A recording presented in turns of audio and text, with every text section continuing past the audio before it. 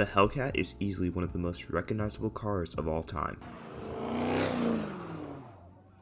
mainly due to the fact it comes in the Challenger and Charger, which just happen to be two of the four models Dodge has to offer.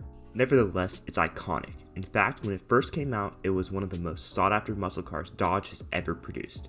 It came stock with an unseen before 707 horsepower. The only muscle car that even came close was a 2014 GT500 with 662 horsepower. With a price of only $61,000, the Hellcat was and is almost too good to be true. It was seen as a middle class's drag car due to the fact that it could outpace almost any car on the highway and even helicopters. We've been following this for about the past 10 minutes, actually trying to catch up with us. From what we understand, this is a Dodge Challenger, and it is a Hellcat, 707 horsepower motor in this car. Perfect for the average dad, and with the Charger version of the Cat, you could outpace almost anything in the family car. But what changed? What turned this iconic and nationally beloved tire-burning machine into a joke by the rest of the car community? It was once even considered the king of muscle, and now just another car, or regular traffic. To get to the bottom, we first need to revisit how the Hellcat came to be. The year is 2013, and Dodge had a problem. A big one. But what is Dodge, and why did they even need the Hellcat? Here's a brief history lesson. You see, Dodge is an American car manufacturer based in Auburn Hills, Michigan, but originally from the Motor City, Detroit. At one point, they were the second biggest car manufacturer in the United States. They prided themselves on their reliability and quality, and they were on top for a long time. But eventually, foreign cars began being integrated into the US market, and Dodge was no longer seen as a pinnacle of reliability. So, they decided to try something new. Dodge Fever, more forceful than ever. Dodge is turning up the fever now. In the late 1960s, they released the original Dodge Charger, intended to compete with Ford's Mustang and Chevrolet's Camaro. Dodge continued to put out these muscle cars, but eventually stopped making them for a short period of time, making these weird, compact sedans meant to target the lower class. Like, look at some of these. Anyways, Dodge decided to bring back the Charger and the Challenger in the early 2000s and generated greater success in the middle class and began to re-establish themselves. They continued the same type of muscle car into the 2010s, but Dodge had begun to encounter a problem. A big one. They had just put out their new Challenger, the Dodge Challenger 2014 SRT. This was Dodge's top model muscle car. It packed a 6.4 liter V8 under the hood, cranking in an impressive 470 horsepower. Or at least it would have been impressive before the year 2010. You see, while Dodge was making the same old muscle car, its competitors Ford and Chevrolet were trying out new and innovative ideas. Chevrolet had come out with their top model muscle car, the Chevrolet Camaro Z28. This car packed a 7-liter V8, making 505 horsepower, as well as weighing 300 pounds less. Chevrolet didn't just beat Dodge on the drag strip, but they also beat them on the track. However, Camaros were starting to become more like sports cars, and with the price of $75,000, it was unlikely Dodge was losing too many of their consumers to Chevrolet. However, there's still Ford, Dodge's greatest competitor, while Chevrolet was starting to transition the Camaro from a straight muscle car to a more sports-oriented car with muscle components. Ford was staying strong with its muscle car, the Mustang, and they were coming out with the new one, the 2014 Shelby GT500. It packed an unimaginable 662 horsepower, and this was completely unseen in muscle cars before. It had put Dodge to shame. With the price of $55,000, there was almost no reason to buy a top model Challenger or Charger. On top of that, the Mustang was the more recognizable car. While Dodge did have the Charger, that was a 4-door sedan and was not recognized as a true muscle car and more just a grocery getter version of the Challenger. If Dodge didn't act fast, their stock would surely tank, and the suits at Chrysler were not going to let that happen. You see, while Ford and Chevrolet were making their competitors to the underpowered Dodges, Chrysler gave the SRT team a top secret task: to create a new engine and put it in the Dodge Challenger, an engine that would change the muscle car genre forever. However, the engineers at Ford believed that Dodge's mystery engine would just be another 6.4, making around 600 horsepower. That GT500 from earlier, that created 662 horsepower, that was Ford's response to Dodge's mystery engine, and the suits at Ford couldn't be happier. You see, when Chrysler released this mystery engine and it was less than their GT500, their stock would explode, and they would have defeated Dodge in yet another generation of muscle cars. And with the Mustang's popularity, it was foolproof. The name for Dodge's new engine eventually leaked. It was called the Hellcat. Ford's executives laughed at how aggressive the name was for a car that would only be pushing around 600 horsepower. They were about to humiliate Dodge on the world stage, and they were ecstatic. One of their bigger competitors was about to collapse. But what wasn't understood was that the name, Hellcat, came from a World War II fighter plane. But why is this significant? Well, what made this plane special is its supercharger, and superchargers should never be underestimated. You see, Dodge's supercharger is what made this engine, and Ford was just about to find out. The day comes for the Hellcat to be revealed. Ford is confident that it will not come close to their Mustang in terms of horsepower, and they were right. The Dodge Hellcat came with a 6.2-liter V8, generating a staggering 707 horsepower. Ford had constantly bragged about the power their Mustangs produced, and they were confident Dodge would never catch up. However, Dodge hadn't just caught up, they'd one-upped them. Stubbornly, Ford executives stood strong, believing that nobody would want a car with that much power. It was unreasonable, and the price would have to be absolutely egregious. However, it was being sold for just over $60,000. The Hellcat is announced as an instant success. Dodge made around 7,000 Hellcats. 5,000 were sold almost instantly. Their stock explodes. The Chrysler executives are ecstatic. They outdid Ford and their stock exploded by 40%. The buyers, however, were even more happy. Positive reviews come flooding in.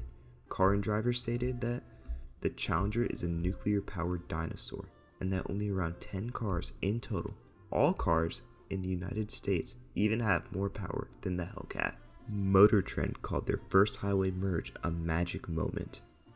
It's beloved. Even Ford fanboys are calling it an incredible machine and stating that it will stand the test of time, calling it a modern-day classic. Dodge had done it. They made a car everyone loved, and even made it affordable for the middle class. It was genius. People were now wishing for a Challenger over a Mustang, something that Dodge had never been able to accomplish before the Hellcat. The new wave of Dodge fans paraded and bragged about the power of their almighty Hellcats. They were in awe of the absolute power this car had to unleash. The Hellcat dominates the drag strips, proving that it's not a car to be overlooked, and that its power is not just for show.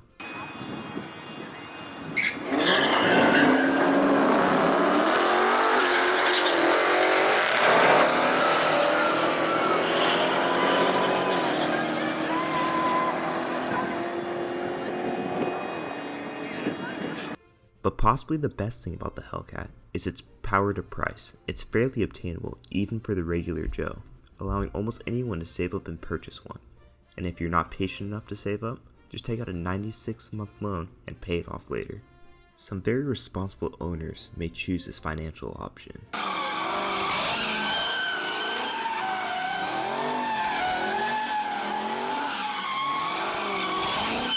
The point is, everyone wanted a Hellcat. For some, that power was way too much, causing multiple high-speed crashes and raising some eyebrows about the amount of power the average person should actually be allowed to operate. This generated some questions about the actual limit of horsepower new drivers should be allowed to operate. Luckily, Dodges are not popular in Italy. They're popular in the USA, so no horsepower ban, but Dodge was suggested to slow down. Dodge, however, did and does not care. They proceeded to release 6 new Hellcat specs, allowing for their consumers to operate an even larger amount of horsepower, with the SRT Superstock making a ridiculous 807 horsepower and running a quarter mile in 10.5 seconds. and bringing even more shame to Ford's Mustang. However, say that you don't want to get a Challenger, but you still want a Hellcat. Well, you're in luck. The Hellcat isn't just a Challenger variant, it's an engine, and with the success of the Hellcat platform, Chrysler had a brilliant idea. Everyone loved a high-powered Challenger and Charger, so what else could they put the engine into? Well, it turns out a lot, and they decided it was necessary to put it in a Ram TRX. That's right, a pickup truck. But that's not all. The Jeep Cherokee, also known as a Trackhawk, or your rapper's favorite car, Autumn, and the Dodge Durango were all given a Hellcat. And the consumers were ecstatic. They answered the question everyone had been asking. How am I going to gap a Mustang if I need to take my family with me? The answer? Stuff a Hellcat in an SUV and push the pedal straight into the floor.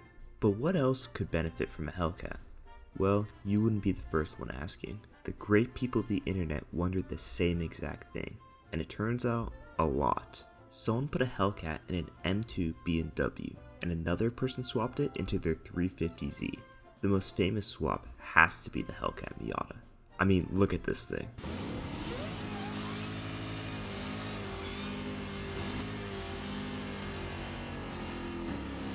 It was mostly popular due to the size of the car versus the gigantic Hellcat engine, but honestly, the performance and sound were what really sold it. It was insane, and the reach Dodge created was proving to be a very effective marketing strategy. Rappers and songs were starting to mention the Hellcat and Trackhawk constantly. Known as Twin Enthusiasts crashed a rented Trackhawk racing a Hellcat. The owner said he claimed he would pay for the damages and never did. He hasn't called, texted, or even worked towards paying the bill. It even began to outgrow Dodge, but most importantly, the internet loved it. And that's the story of the Hellcat, a misunderstood masterpiece. Just kidding, one guy called it overrated and the hate train began. The Hellcat had apparently overstayed its welcome.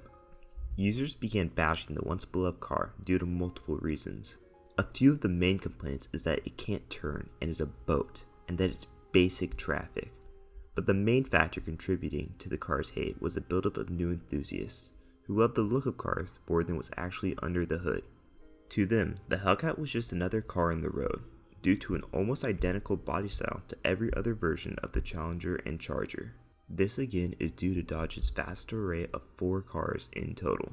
On top of this, people began posting street races portraying GT Mustangs gapping so-called Hellcats.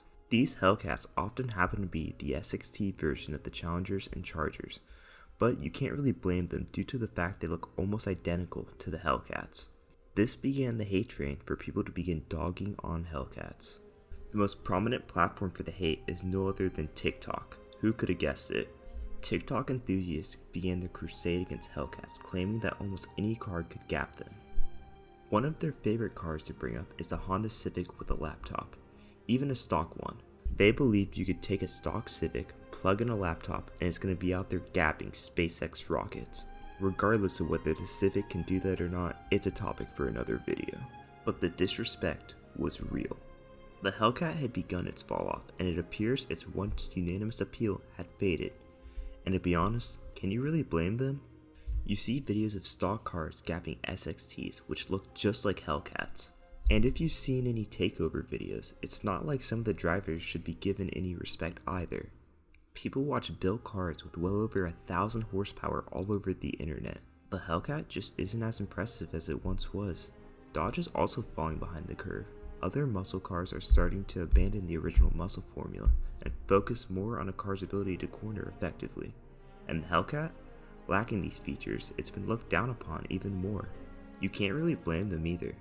The automotive industry is evolving away from traditional muscle, and that's just what happens to be what Dodge and the Hellcat do best. It's not that the Hellcat has been a bad muscle car, it's been the best to ever do it. Muscle just isn't trendy anymore. As the world of automotive engineering pushes forward, the Hellcat will be looked upon as a once simpler time. A time when high horsepower V8s were seen as one of the coolest engines to own, and when turning and climate change was less acknowledged in the States. A time when cars roared and you could hear the power. The Hellcat may not be missed today, but as electric cars begin to take up the dealer lots, the Hellcat will definitely be missed by tomorrow. It truly is a misunderstood masterpiece.